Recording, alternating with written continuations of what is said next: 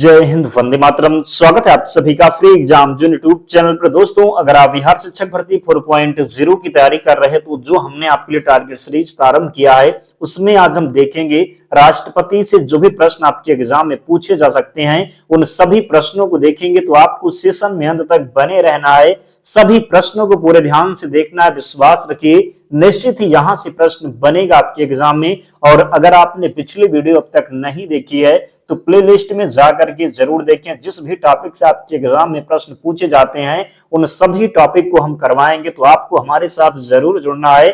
तो चलिए सेशन को प्रारंभ करते हैं और पहला शानदार प्रश्न देखते हैं।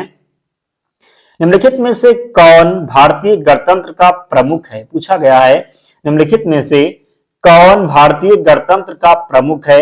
भारत का राष्ट्रपति, भारत का प्रधानमंत्री, मंत्रिमंडल, इनमें से कोई नहीं, या फिर इनमें से एक से अधिक। तो निम्नलिखित में से कौन भारतीय गणतंत्र का प्रमुख है? तो सही उत्तर हो जाएगा भारत का राष्ट्रपति। क्या होगा? तो निम्नलिखित में से कौन भारतीय गणतंत्र का प्रमुख है? तो सही उत्तर हो जाएगा भारत का राष्ट्रपति। ध्यान रखेंगे। दूसरा प्रश्न है, भारत के राष्ट्रपति अपनी शक्तियों का प्रयोग करते हैं सीधे अथवा अपने अधीनस्थ अधिकारियों द्वारा, मंत्रियों के द्वारा, प्रधानमंत्री के द्वारा, इनमें से कोई नहीं, या फिर इनमें से एक से अधिक। तो सही उत्तर होगा भारत के राष्ट्रपति अपनी शक्तियों का प्रयोग करते हैं सीधे अथवा अपने अधीनस्थ अधिकारियों द्वारा। क्या होगा? तो सीधे अथवा अपने अधीनस्थ अधिकारियों के द्वारा।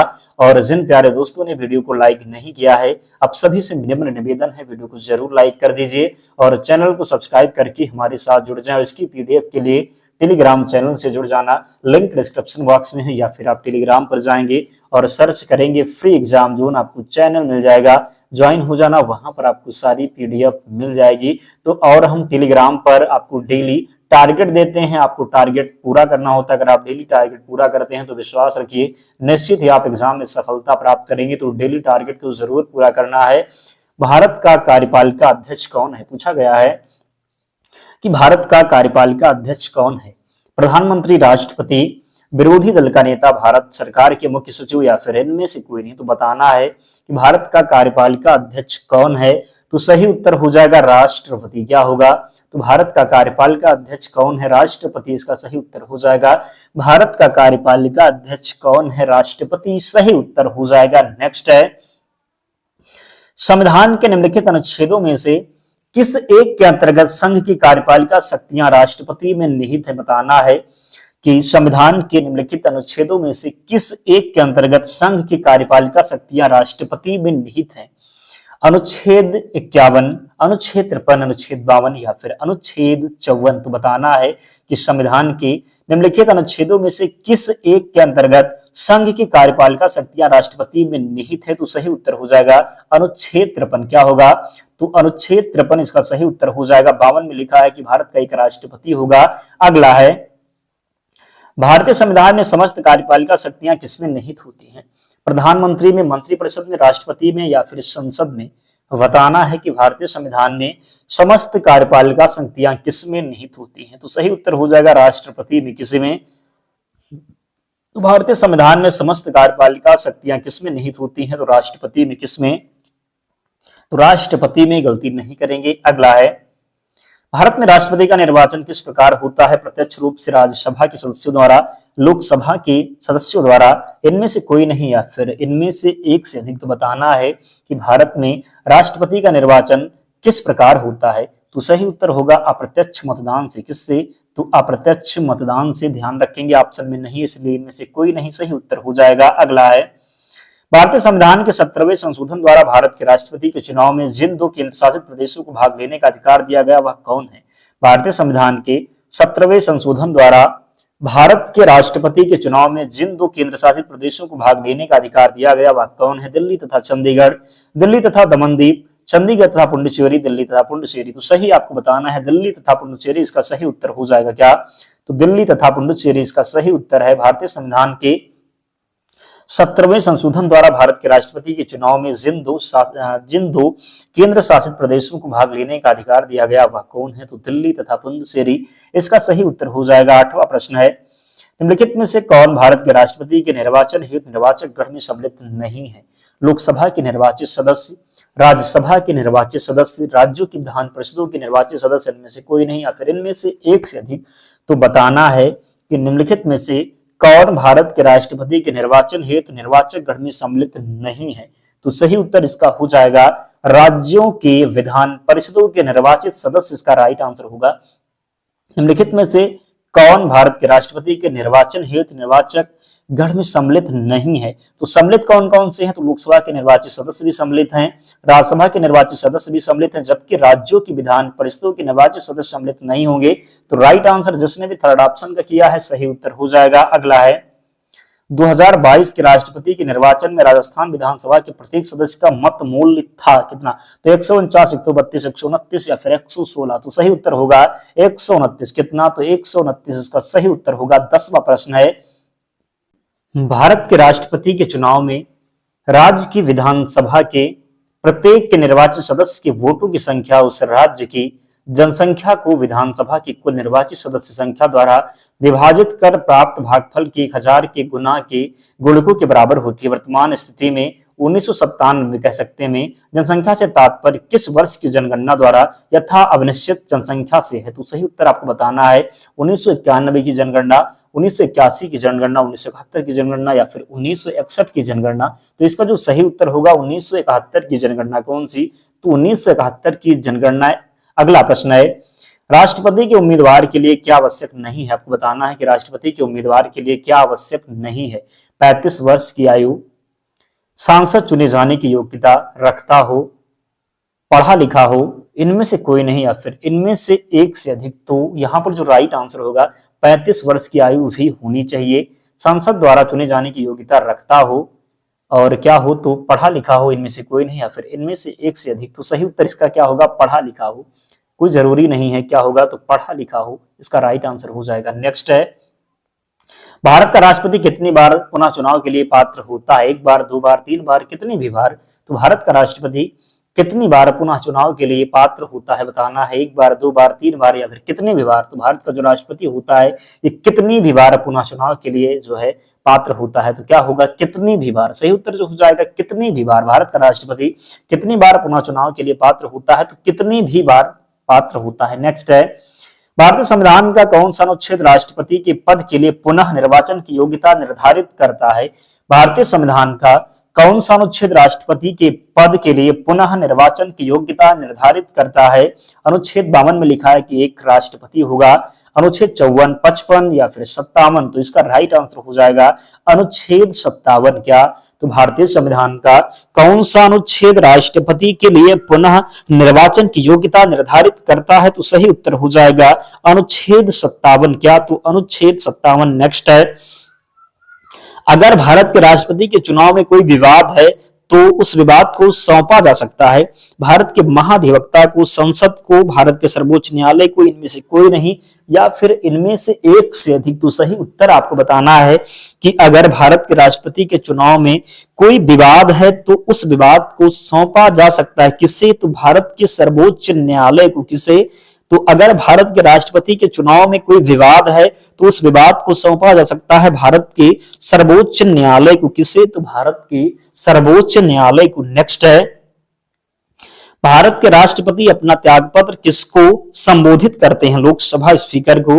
उपराष्ट्रपति को, प्रधानमंत्री को, सर्वोच्च न्यायालय के मुख्य न्यायाधीश को। तो भारत के जो राष्ट्रपति होंगे ये अपना त्यागपत्र देंगे किसे, तो उपराष्ट्रपति को। किसे देंगे, तो उपराष्ट्रपति को देंगे। कंफ्यूज नहीं होना है, याद रखना है।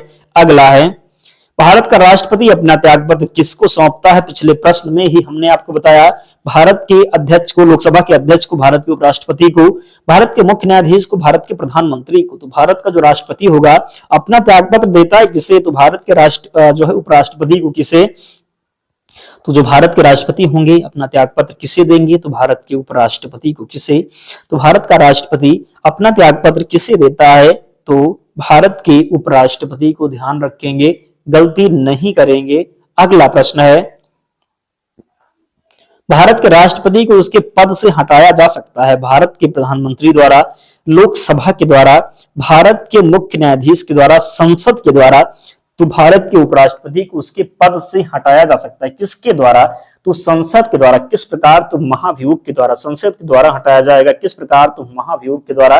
किस जो है आर्टिकल में महाभियोग की प्रक्रिया का जिक्र है? तो 61 होगा। किसमें? तो महाभियोग का जो जिक्र है ये अनुच्छेद 61 में है। अगला है, भारतीय संविधान के किस अनुच्छेद के तहत राष्ट्रपति पर महाभियोग चलाया जा सकता है? पिछले प्रश्न में ही हमने आपको बताया, अनुच्छेद 356 के द्वारा, अनुच्छेद 75 के द्वारा, अनुच्छेद 76 के द्वारा या फिर अनुच्छेद 61 के द्वारा।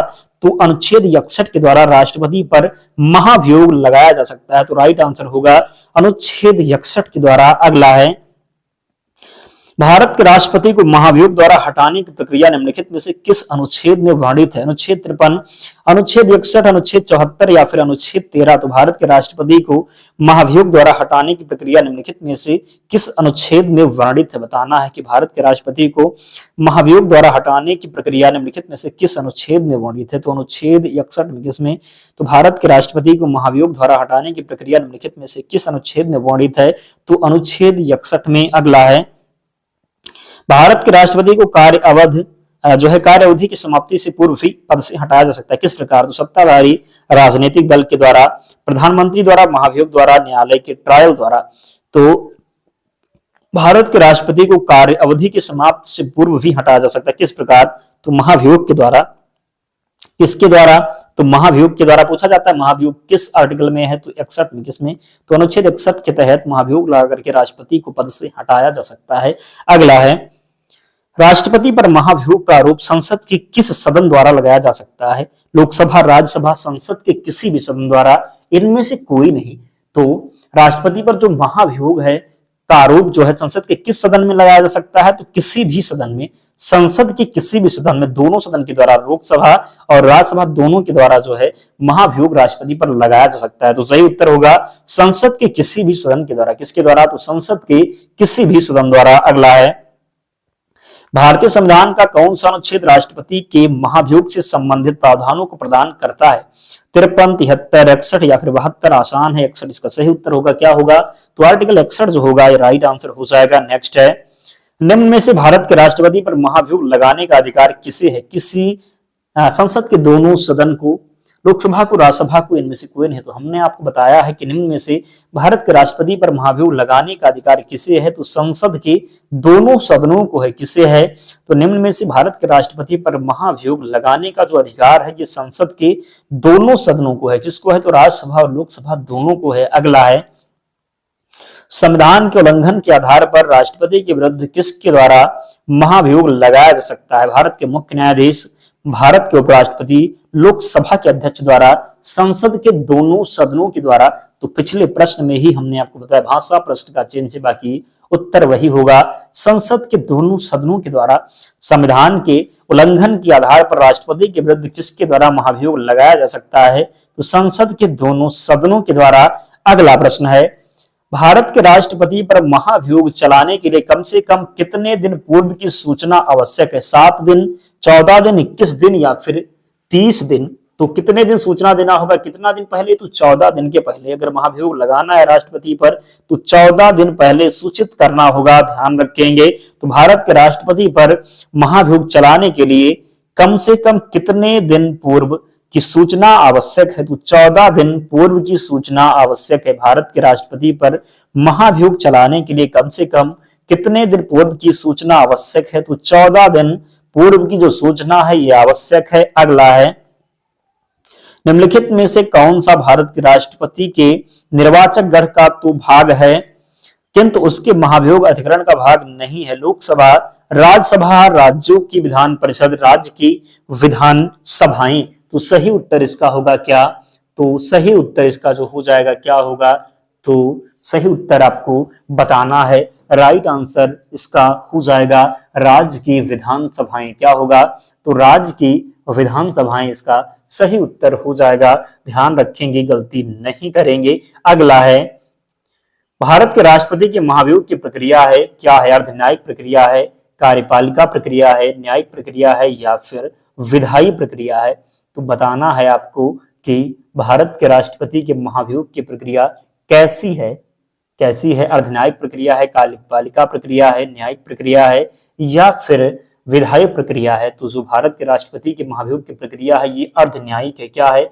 तो अर्ध न्यायिक प्रक्रिया है, ध्यान रखेंगे। अगला प्रश्न है, राष्ट्रपति का रिक्त स्थान भर लिया जाना चाहिए कितने दिन में? राष्ट्रपति का रिक्त स्थान भर लिया जाना चाहिए 90 दिनों में, 6 माह में, 9 माह में या फिर 1 वर्ष में? तो राष्ट्रपति का जो रिक्त स्थान है ये भर जाना चाहिए 6 माह में। किसमें? तो राष्ट्रपति का रिक्त स्थान भर लिया जाना चाहिए 6 माह में। सही उत्तर होगा 6 माह। सेकंड लास्ट प्रश्न है, तो जिसने भी अब तक वीडियो को लाइक नहीं किया है, आप सभी से विनम्र निवेदन है वीडियो को जरूर लाइक कर दीजिए और चैनल को सब्सक्राइब करके हमारे साथ जुड़ जाएं।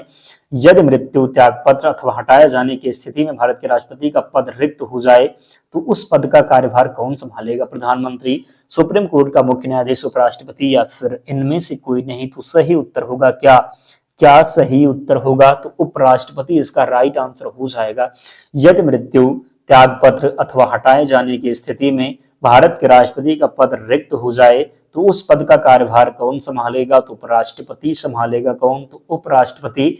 अगला है और अंतिम प्रश्न है, यदि किसी समय राष्ट्रपति एवं उपराष्ट्रपति दोनों का पद रिक्त हो जाए तब राष्ट्रपति का कार्य कौन करेगा? यदि किसी समय राष्ट्रपति एवं उपराष्ट्रपति दोनों का पद रिक्त हो जाए तब राष्ट्रपति का कार्य कौन करेगा? प्रधानमंत्री, लोकसभा अध्यक्ष, भारत के प्रधान न्यायाधीश, उपयुक्त में से कोई नहीं? तो सही उत्तर हो जाएगा भारत के प्रधान न्यायाधीश। यदि किसी समय राष्ट्रपति एवं उपराष्ट्रपति दोनों का पद रिक्त हो जाए तब राष्ट्रपति का कार्य करेगा कौन? तो भारत के प्रधान न्यायाधीश। दोस्तों 30 प्रश्न थे, अगर राष्ट्रपति से प्रश्न पूछा गया तो इससे बाहर नहीं जाएगा, विश्वास रखिए। और 30 प्रश्न में बताएं कि क्या रहा आपका स्कोर, कितने प्रश्न आप सही कर पाए। पीडीएफ से रिवीजन करना है तो पीडीएफ मिलेगी आपको टेलीग्राम चैनल पर, लिंक डिस्क्रिप्शन बॉक्स में है, या फिर आप टेलीग्राम पर जाएंगे, सर्च करेंगे फ्री एग्जाम जोन, आपको चैनल मिल जाएगा, ज्वाइन हो जाना, वहां पर आपको पीडीएफ मिल जाएगी। तो मिलते हैं नेक्स्ट वीडियो में, तब तक पढ़ते रहिए, ध्यान रखिए अपना, स्वस्थ और सुरक्षित रहिए। जय हिंद।